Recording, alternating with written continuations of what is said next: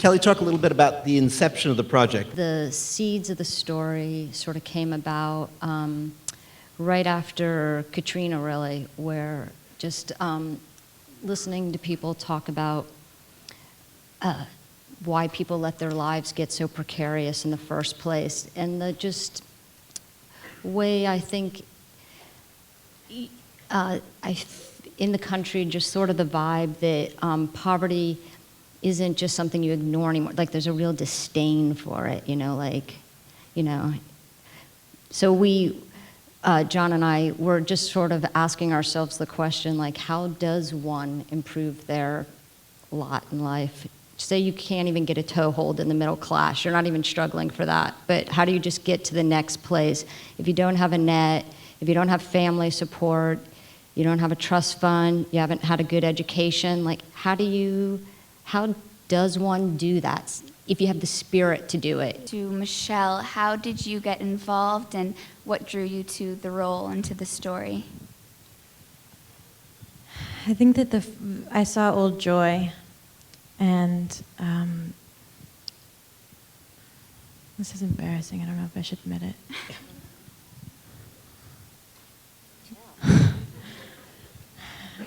It's embarrassing and it's sexist and what the hell. I liked it so much, and I was so drawn to it, and the filmmaking and the performances.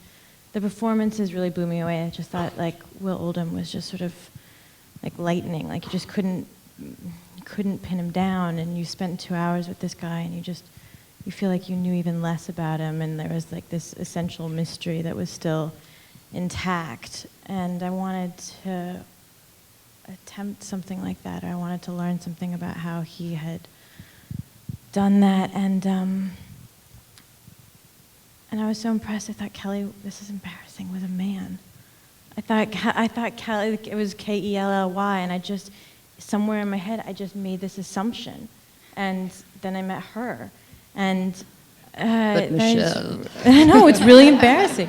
It's embarrassing. I don't know what. I don't know. And Todd Haynes, who I'd worked with before, had sent the script. That's how I first heard of it.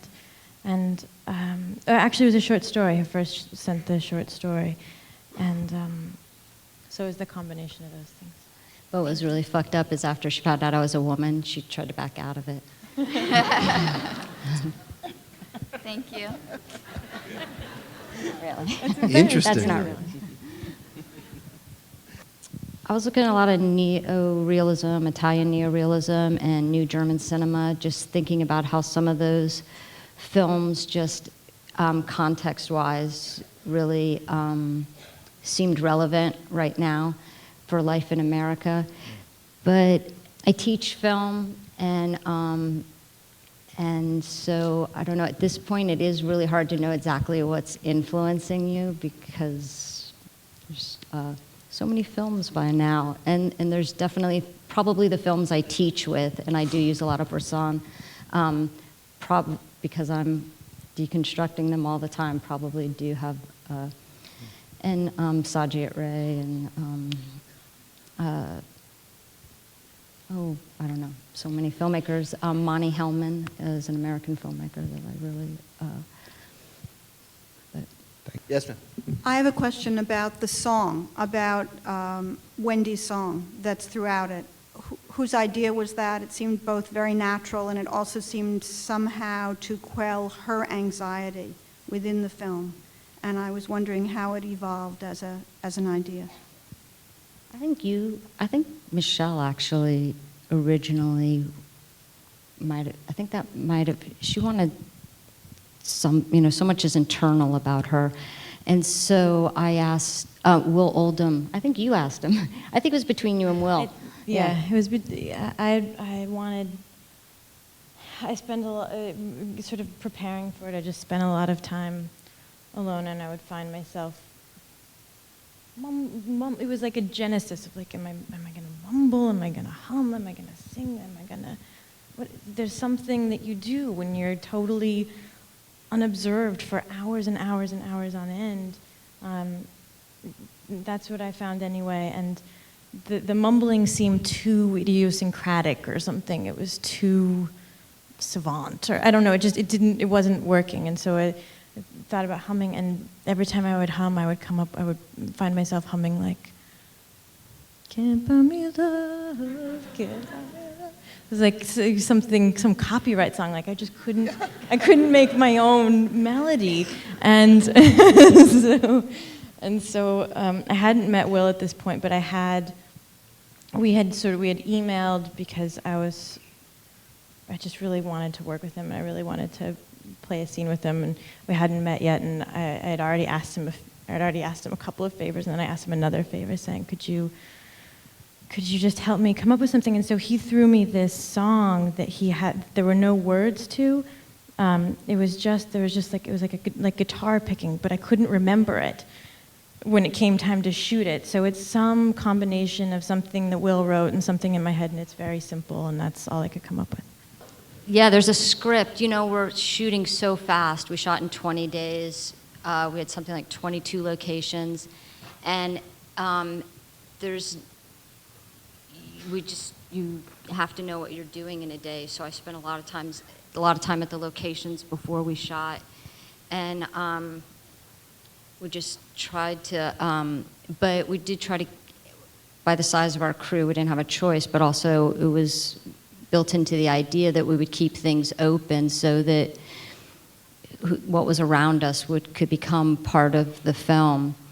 And so we shot for 20 days with a 10 to 13 person crew with Sam Levy shooting, and then I came home and started editing. I cut for like 6 months, and just in my apartment. It's not expensive.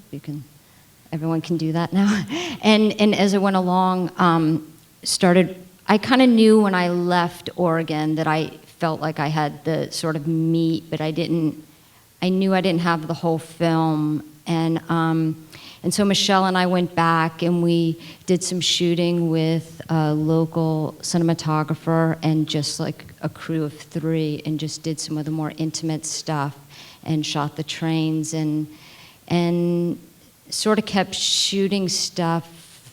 And I got the last trains I got the weekend before I locked picture. And so just being able to spend some time with just 3 or 4 of us allowed us to, like, the car in the scene in the rain, to get some of the more intimate stuff that we couldn't do in the rigor of the 20-day shoot, which was super intense, and just you just don't have time to really fuck around, or like Will Patton, when he came to shoot the mechanic, I remember at one point him saying to me, like, Kelly, I'm getting the idea that it's gonna be like 1 take and that's it. I'm like, Will, you're catching up, that's it. Don't hold back, don't wait for take 2, because TikTok. So things are moving pretty quickly, and we are sort of like Will and Michelle are meeting each other that morning, and we're rehearsing on set while we're figuring out the shots, and it's all, I'm not recommending it as a way to make films. Mind I you. am. I want to thank Kelly and You guys. Michelle very, Thank very you. much.